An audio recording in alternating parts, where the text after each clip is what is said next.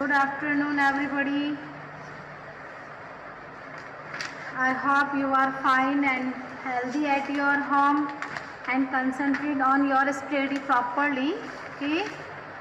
Today, in previous classes, we will be discuss your chapter number 1 from geography, the Earth in the solar system, some view of part, and some chapters today we will be follow in other view of parts. Okay, हम नए views के साथ में, नए teaching points के साथ में again the earth in the solar system को वापस स्टार्ट कर रहे हैं. My voice is Audible, I think that so everything is clear now.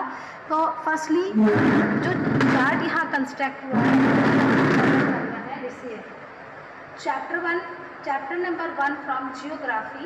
Okay, the earth in the solar system. हमारी जो अर्थ है वो सोलर सिस्टम में कहाँ क्या काम करती है, कैसे क्रिएट करती है, कैसे मूवमेंट करती है, साथ ही साथ में हमारा जो सोलर सिस्टम है उसको भी हम इसके अंदर डिस्कस करेंगे. ठीक है, तो सबसे पहले हमारा है the earth in the solar system, जिसको मैं एक्सप्लेन करूँगी अभी.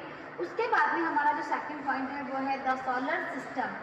सोलर सिस्टम होता है, it is the system of the solar family, यानी 8 प्लैनेट्स के साथ में ये अपनी एक फैमिली क्रिएट करता है सोलर के अंदर. उसको हम बोलते हैं सिस्टम ऑफ सोलर फैमिली, जिसके अंदर आता है सन आता है, सन के साथ में प्लैनेट्स आता है. यहाँ प्लैनेट्स में 8 प्लैनेट्स जो हैं वो फॉलो करते हैं.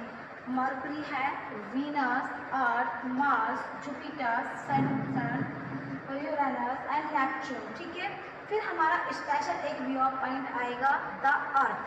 आज ये जो जितने भी टीचिंग पॉइंट्स हैं इस पर हम डिस्कस करेंगे और आई होप कि आप लोग जो है बहुत ही अच्छे से जो है इस चीज़ को सुनोगे. ठीक है, तो let us we will be start your chapter. Okay, today we will be discuss and explain the other views of chapter number 1 from geography. Okay, the earth in the solar system. ठीक है, क्या है solar system में, अर्थ का क्या है. सबसे पहले हम हमारी जो अर्थ है उसको सोलर सिस्टम के अंदर किस प्रकार से कंसिस्ट करते हैं, ये सारा हमारा जो चैप्टर है उसका फर्स्ट पॉइंट है हमारा द सोलर सिस्टम. ठीक है, देखिए द सोलर सिस्टम और सोलर फैमिली. ठीक है, यानी यहाँ सोलर फैमिलीज जो है वो 8 प्लैनेट्स के साथ में है, यानी सोलर सन और उसकी 8 प्लैनेट्स. ठीक है, ये सब मिलकर के एक सोलर सिस्टम को क्रिएट करते हैं. ठीक, इसमें अदर जो क्लेस्टियल्स बॉडीज जो होती हैं लाइक द एस्ट्रॉइड्स. ओके, हाँ, asteroid, meteoroid, etcetera the sun at the centre of it. ये ऐसा कहता है कि ये जो सोलर सिस्टम है वो सन के साथ में हमारे साथ में एक नया सा एक फैमिली जो है वो क्रिएट करती है.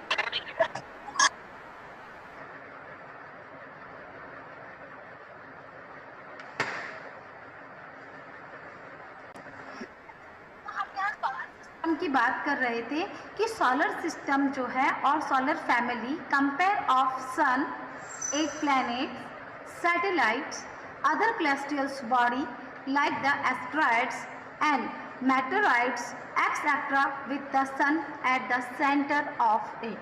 ये कहता है कि सोलर सिस्टम जो है वो अपनी फैमिलीज को यहाँ कंपेराइज करता है, जिसके अंदर सन होता है, 8 प्लैनेट्स होता है, सैटेलाइट होता है. There are the 1 satellite is moon. तो सैटेलाइट एंड अदर क्लिस्टियल और भी अदर जो आकाशीय स्वर्गीय जो क्लेस्टियल बॉडी हैं लाइक द एस्ट्रॉइड यानी क्षुद्र ग्रह, उल्कापिंड यानी मेटेरॉइड्स, ये सब मिलकर के जिसमें सन तो सेंटर में रहता है और ये उसके आसपास अपना एक क्रिएशंस बनाते हैं, उसे कहते हैं सोलर सिस्टम. ओके, फिर आगे आता है हमारा द सन. सन से सभी इंट्रोड्यूस हैं, सभी जानते हैं सन क्या होता है. अब सन क्या होता है, the sun is the head of the solar system. Head of solar system कौन होता है, सन होता है. And the massive body made up of the extremely hot gases, और इसकी बॉडी जो है वो अत्यधिक हॉट यानी गर्म गैसों से बना हुआ होता है।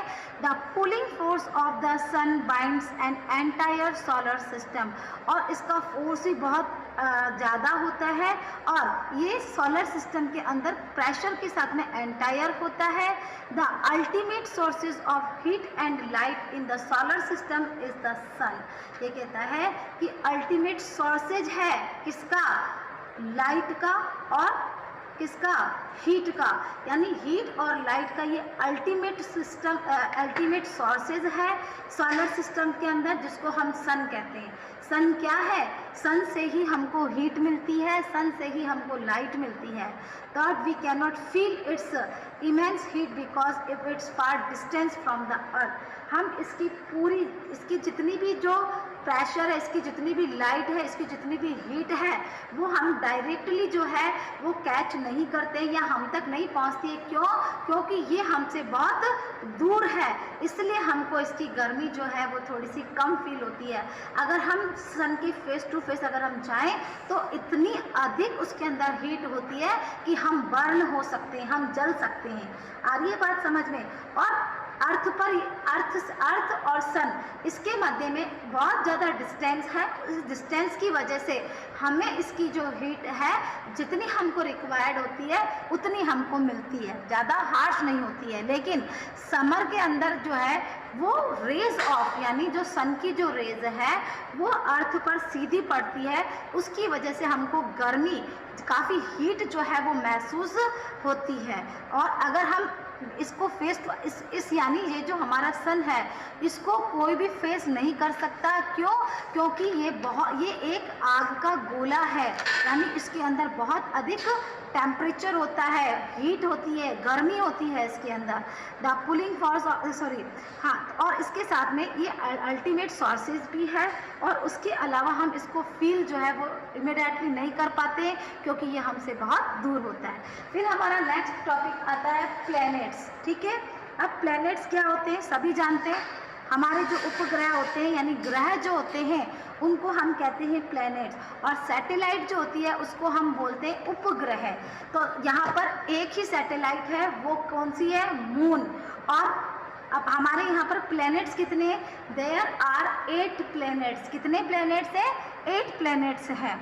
There are 8 planets in our solar system. हम अभी किसके बारे में स्टडी कर रहे हैं? सोलर सिस्टम के बारे में। तो सोलर सिस्टम के अंदर 8 प्लैनेट्स हैं विच मूव, जो कि मूव करते हैं in fixed path around the सन। यानी सन जो है सूर्य के चारों ओर चक्कर लगाते हैं एक फिक्स्ड पैथ के अंदर अपनी जगह को बनाए हुए। The elongated path are called the orbit, यानी इनके साथ में जो एलोंगेटेड पैथ जो बनता है यानी जो पथ बनता है जब ये चारों ओर घूमते हैं उसे ऑर्बिट कहते हैं। क्या कहते हैं? Orbit. According to the distance from the sun, अगर हम केवल सन से डिस्टेंस को देख करके लेते हैं, the planets can be arranged as. तो देखो, अगर प्लैनेट वाइज हम अगर देखते हैं कि किस प्रकार से हमारा सोलर सिस्टम बना हुआ है, तो कैसे अरेंज है? हमारा सबसे आगे जो होता है वो सन होता है। ठीक है, सबसे पहले सन आता है। सन जो है वो क्या है?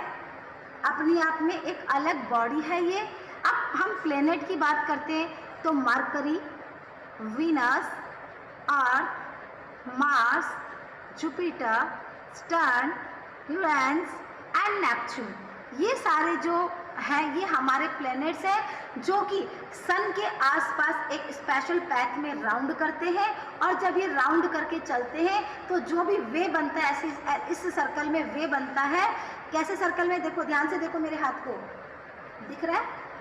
सॉरी, इस तरीके से एक पैथ चलता है, इस तरीके से ओवल शेप के अंदर घूमता है वो अपने में। तो जो भी पैथ बनता है उसको हम ऑर्बिट बोलते हैं। मरकरी जो है वो नियरेस्ट प्लैनेट है, यानी सबसे पास का प्लैनेट किसके? सन। सन के सबसे नियरेस्ट जो प्लैनेट है वो मरकरी है, और नेपच्यून जो है वो सबसे दूर है, यानी फारथेस्ट, यानी सबसे अधिक दूरी पर कौन सा है? सबसे पास तो मरकरी है और सबसे अधिक दूर जो है वो नेपच्यून है। तो ये क्वेश्चन आ सकता है, which is the nearest planet in solar system? सबसे नियरेस्ट जो प्लैनेट है सोलर सिस्टम में वो कौन सा है? तो वो मरकरी होगा। और सबसे फास्टेस्ट कौन सा है, यानी फारदेस्ट कौन सा है? तो वो आएगा नेपच्यून। ठीक है। Venus, because of its shape and size it's similar to the earth, it considered as earth twin. Venus जो है उसका साइज ऐसा होता है कि वो अर्थ के मतलब उसका शेप और साइज जो होता है वो सिमिलर होता है, अर्थ के जैसा ही होता है, और इसीलिए इसको कंसंट्रेट करते हैं अर्थ ट्विन। इसको अर्थ ट्विन के नाम से भी कंसंट्रेट करते हैं। Pluto is regarded as draft planets like. Pluto जो था, यानी यह भूगोल यानी हमारे जियोग्राफिकल को रिसर्च करने वाले जो थे, प्लूटो जो थे, उन्होंने इस वीनस को एक नाम दिया था, वो था ड्वार्फ प्लैनेट, यानी बोना planet, like the Ceres 2003 UB 313 after the meeting of International Astronomical Union in August 2006। यानी 2006 के अंदर एक मीटिंग लॉन्च हुई थी international Astronomical Union in August 2006। इसमें प्लूटो ने इस वीनस को ड्राफ्ट प्लैनेट के नाम से इंडिकेट किया था। फिर हमारा नेक्स्ट पॉइंट आता है the earth. Okay Simran, sit proper बेटा। The earth is the 5th largest planet in size. Earth जो है हमारा 5वां सबसे बड़ा प्लैनेट है, while the 3rd nearest planets to the sun. और सन से अगर हम काउंट करते हैं तो ये सन से तीसरे नंबर पर आता है। The shape of the earth is called geoid. हमारा जो अर्थ है उसका जो शेप है उसको जियोग्राफिकल भाषा के अंदर बोलते हैं जियोइड, जिसका अर्थ होता है, मीनिंग होता है earth like shape, because of its slightly flatted shape at poles. क्योंकि ये पोल्स पर जो इसका शेप है वो थोड़ा सा चपटा होता है, यानी थोड़ा सा फ्लैटेड होता है। This existence of the life on the earth make in unique in solar system. और हमारा जो अर्थ है ये सोलर सिस्टम का सबसे यूनिक प्लैनेट है। क्यों? क्योंकि यहाँ पर living and non living organism जो है वो अपनी लाइफ को सर्वाइव करते हैं। The existence of life on the earth make a unique in solar system. और अर्थ पर जो लाइफ है उसी की वजह से इस अर्थ को यूनिक सोलर सिस्टम में एक यूनिक पोजीशन मिली हुई है। Presence of the with air with life supporting the gases like oxygen. सबसे बड़ी बात यह है कि अर्थ के ऊपर क्या है बेटा? ऑक्सीजन है, जो कि ह्यूमन बीइंग यानी लिविंग ऑर्गेनिज्म जो है वो ब्रीथिंग में उसको यूज करते हैं। तो अर्थ के ऊपर क्या है? ऑक्सीजन है एक तो, ठीक है। एंड नाइदर एक्सट्रीमली हॉट और एक्सट्रीमली कोल्ड। और ये ना तो ज़्यादा गर्म होती है और ना ज़्यादा ठंडी होती है। प्रेजेंस ऑफ वाटर, इसके ऊपर पानी की पर्याप्तता होती है। तो इन सभी वजहों से अर्थ जो है वो एक यूनिक प्लैनेट है इन सोलर सिस्टम के अंदर, क्योंकि जितने भी लिविंग ऑर्गेनिज्म जो है वो अर्थ के ऊपर ही है। फिर हमारा नेक्स्ट आता है द मून एज सैटेलाइट। हमारे यहाँ पर सैटेलाइट उपग्रह जो है वो एक ही है, वो है मून, ठीक है। A satellite is the celestial body that moves around the planet as the planets move around the sun. ये सैटेलाइट जो है, देखिए satellite is the celestial body, ये भी आकाशीय बॉडीज हैं that move around the planet. ये भी दूसरे जो प्लैनेट हैं वैसे ही सूर्य के चारों ओर चक्कर लगाता है। It may be natural and man made, ये नेचुरल भी है और मैन मेड भी है। The moon is the only satellite of the earth. चंद्रमा ही एक ऐसा पार्ट है जो सैटेलाइट के रूप में अर्थ के ऊपर है। It has no life due to absence of life supporting condition. कहते हैं अर्थ के ऊपर जो है लाइफ नहीं है, क्योंकि यहाँ पर लाइफ को जो चीज़ें चाहिए जैसे एयर है, वाटर है ना, एक्सट्रीमली हॉट एंड कोल्ड है, ऐसी कंडीशन यहाँ पर नहीं है। इसीलिए यहाँ की कंडीशन जो है वो लाइफ को सपोर्ट नहीं करती है। The surface of the moon is covered with plains. हमारा जो मून है इसकी जो सरफेस है वो प्लेन है, वहाँ पर माउंटेन भी है, डिप्रेशंस भी है, ऑब्जर्वेबल शेडो भी है और फुल डे भी है, यानी फुल मून डे भी है।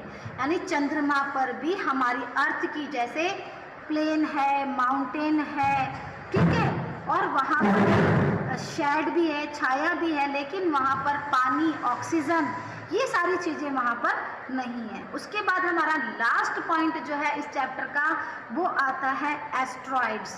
एस्ट्रॉइड्स का मतलब होता है क्षुद्र ग्रह। क्या कहलाते हैं? एस्ट्रॉइड का मतलब क्षुद्र ग्रह। अपार्ट फ्रॉम द स्टार्स, ये स्टार्स जो होते हैं, हमारे जो तारे जो होते हैं, उसका एक पार्ट होता है। प्लैनेट्स एंड सैटेलाइट, प्लैनेट्स और सैटेलाइट के हिस्से होते हैं। There are the smallest celestial body, ये बहुत ही छोटी आकाशीय बॉडीज होती हैं। इन द नमैरियस अमाउंट, इनके अंदर between the orbit of Mars and Jupiter, ये मार्स और जुपिटर जो होते हैं उसके मध्य का एक न्यूमेरस अमाउंट होता है। That move around the sun called the asteroid. जब ये सूर्य के चारों ओर चक्कर लगाते हैं तो ये एस्ट्रॉइड कहलाते हैं, यानी क्षुद्र ग्रह कहलाते हैं। The scientist believe that this are the part of planet, जबकि हमारे साइंटिस्ट जो हैं वो उनका मानना है कि ये भी प्लैनेट के हिस्से हैं। लेकिन इसमें काफ़ी डिबेट्स है कि क्या ये प्लैनेट्स का हिस्सा है या नहीं है। Which are found by the exploration of the planet many year ago. इस प्रकार का एक्सप्लोजेशन जो है सालों पहले दिया गया था। तो आज का ये जो हमारा चैप्टर था the earth in the solar system, यानी सोलर सिस्टम में अर्थ जो है वो किस प्रकार से सर्वाइव करती है, सोलर सिस्टम में क्या क्या होता है, कौन कौन सी क्रिस्टल बॉडीज होती हैं। तो आज आपका ये चैप्टर जो है बेटा ओवर होता है, फिनिश होता है। इससे रिलेटिव जो पीडीएफ है, यानी आपके 2 पीडीएफ मैं भेजूंगी, एक पीडीएफ आज भेजूंगी, एक पीडीएफ आपको सैटरडे को भेजूंगी। तो उसमें उस पीडीएफ में आपके सारे क्वेश्चन जो है वो पुट हो जाएंगे। ओके बेटा, अगर कुछ क्वेरीज हैं तो हम सैटरडे को डाउट क्लास कोशिश करेंगे मैनेज करने की, ताकि आपकी सारी क्वेरीज हो सके। ओके, आई होप आपने जो पढ़ा है वो समझ में आया होगा। And thank you for join this class. आज आपका चैप्टर ओवर हो गया है, इसलिए आपकी क्लास जो है वो जल्दी ओवर होती है। ओके बेटा, thank you all of, bye.